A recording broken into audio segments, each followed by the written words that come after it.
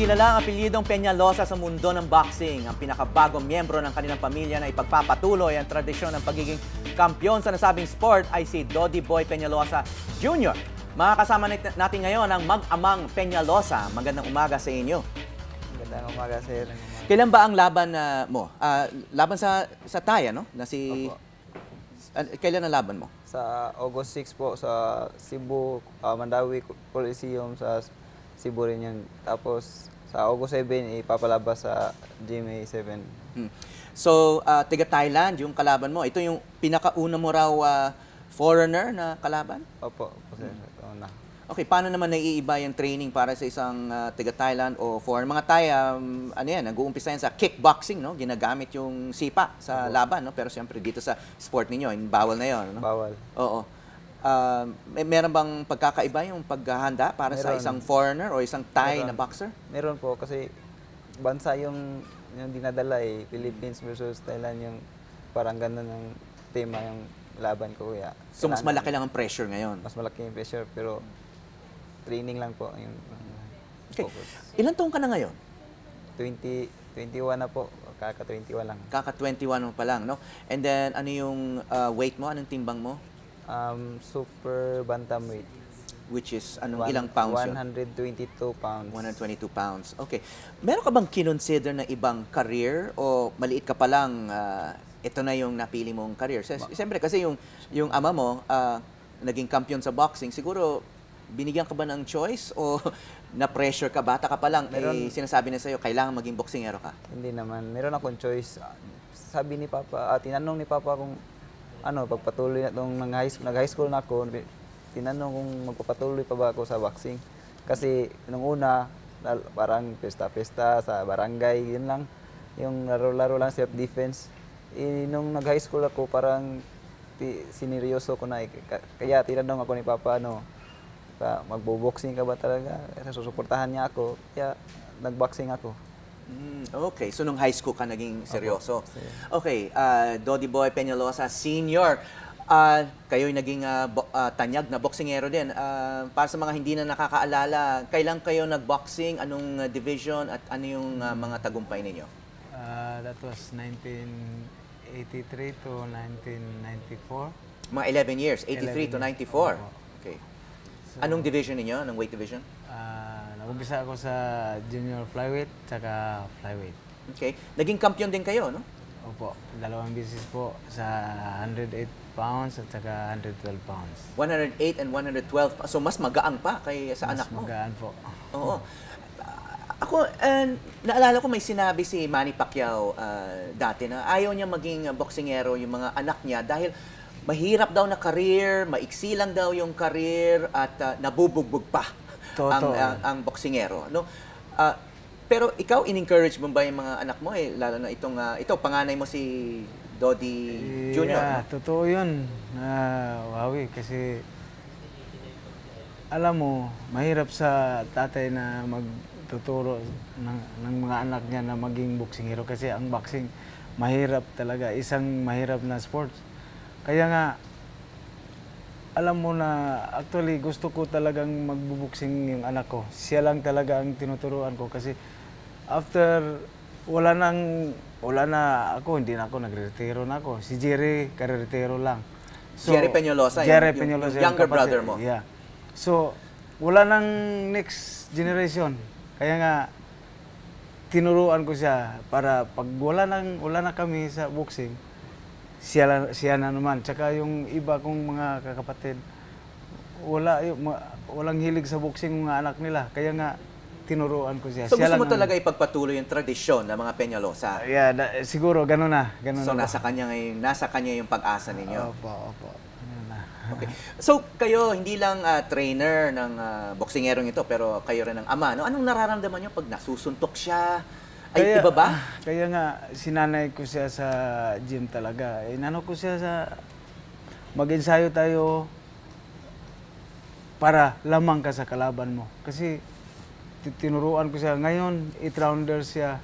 Parang tinuturo ko sa kanya, para na siyang world contender. Kasi parang gusto ko lamang siya sa kalaban niya palagi para hindi siya masaktan sa laban na talaga sa totoong laban na sa ring. Kaya nga, So, ngayon, professional na siya. Pero bago siya naging professional, ay medyo ilang taon din siyang naging amateur boxer. At wala siyang talo. opo, Totoo ba yun? totoo po. Okay.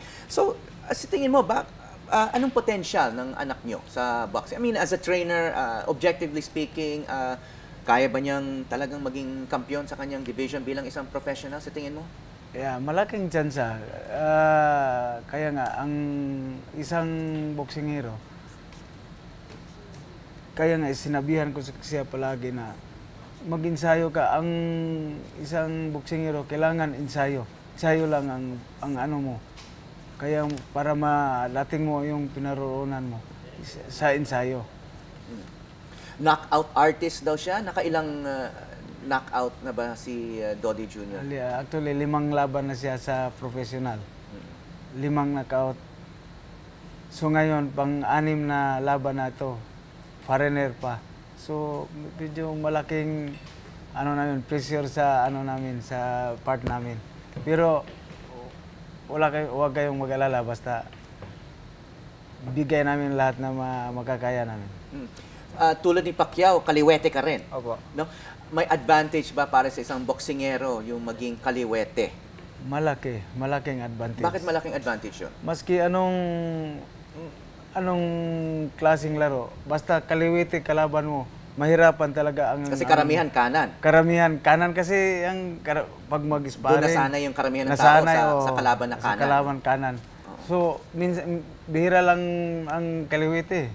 Kaya nga, maski sina Mayweather, sina Clottey, sina Hatton, parang mahirapan sila kay Manny kasi kaliwete si Manny. Lahat ba ng knockout mo galing sa kaliwa? Naalala mo ba? Naalala ko mga 3 sa 5 laban. Kaliwa na kapatuba. So, sa tactica o sa strategy, talagang ang goal mo, ang pakay mo talaga, knockout. Yun talaga, pag umpisa pa lang ng laban, ang strategy nyo, knockout talaga Actually, o patagalan lang. Actually, hindi naman ang target namin knockout. Hindi. Kasi itong bata na ito, gusto talaga, parang mahilig sa suntukan. Mahilig talaga sa infighting. Pero hindi kami ng knockout talaga or hindi namin inano yung nasa isip namin. Pero pag dumating yung makatama ka ng isang solid na suntok, ba't hindi mo na pabayaan pa, sunod-sunuran mo na. Kaya nga, medyo knockout lahat ng mga kalaban namin. So, proud din kami na ganun ang nangyari. Sana ganun din sa mga iba pang laban. So, ako, curious din ako sa yung ordinaryong buhay ng isang katulad mo, na boksingero. Pag lumalabas ka, kunyari, siyempre, may social life ka rin, no? May mga pasaway ba, no? Humahamon sa'yo, na siyempre, professional to. May nakita na hindi naman siya ganun kalaki, no? May mga malalaking, may mga maton. Ewan ko, siguro, naranasan mo na rin yun, no? Yung pag lumabas at uy, ito, boksingero, maliit lang to, payat, kaya ko siguro, no? Ginaganon ka ba? Hinahamon ka ba sa labas ng ring? Minsan sa mga loko-loko yung mga tambay, yung mga walang alam sa boxing. Pero yung mga may alam sa boxing, tinirespeto nila ako, malaking respeto. Okay, yung walang alam sa boxing, yung mga talaga, o yung medyo lasing, no? Paano ka nagre-react sa ganun? Wala. Iniintindi ko sila. Wala. Kaya, Hindi mo pinapatulan? Paano kung sugurin ka? Lalaban ka ba? Lalaban ako, syempre. Okay. Hindi ka basta iiwas o aalis ka na lang? Pag may iwasan, wag pwedeng maiwasan, iwasan. Pero pag hindi, syempre, wala tayong magawa. Anong pinapayo mo sa anak mo? Siyempre, ama ka rin, ano? Yan din ang sitwasyon ng maraming ama. Pag binubuli yung anak, yung iba, pinapayo nila sa anak, o lumabang ka, ganito, kung paano lumaban, no? O kaya, kausapin mo lang, o umalis ka na lang, di baling sabihin na duwag ka. Anong pinapayo mo sa mga anak mo? Pinapayo ko sa mga anak ko, kung makaiwas kayo sa gulo, iwasan nyo na lang. Kasi pag mahirap, pag may kalaban ka, ako nga, pag may kalaban ako, hindi ako magatulog. Sa gabi, hindi ako magatulog. Kahit sabihin mo, may skill naman ito para lumaban. Sinasabi mo, umiwas na lang. Kaya Yeah. siguro in-knockout kahit sa mga Ano, beer garden, kaya siguro in-knockout yung mga pasaway. sinabi ko, yung tinutukoy ko na pag nasa labas sa ring. Pag nasa ring na, sige, bahala ka. Ibuhos mo yung lahat mo na magkakaya mo. Okay, pero sa labas ng ring, iwas sa hindi ka naman iwas sa mainitin ulo. Hindi. mainit ang ulo, no? Pala kaibigan naman rin. Laging kang cool. Kailangan laging kasi yung ibang boxer sa labas ng ring, mainit pa rin ang ulo eh, di ba? Nakipagsuntukan kahit sa labas ng ring eh. Di ba? Yung mga sikat na boxer. Anyway, good luck sa laban, no? Ano eh? August August 6. August 6. Yung fight po. Tapos, delay telecast sa August 7. August 7 yung airing. Airing. Okay. Huwag niyong kalimutan sa Mandawi Coliseum, Cebu. August 6. Okay. Sige, maraming salamat. Dodi Boy Peñalosa, Jr. at Senior. Good luck sa inyo. Maraming salamat.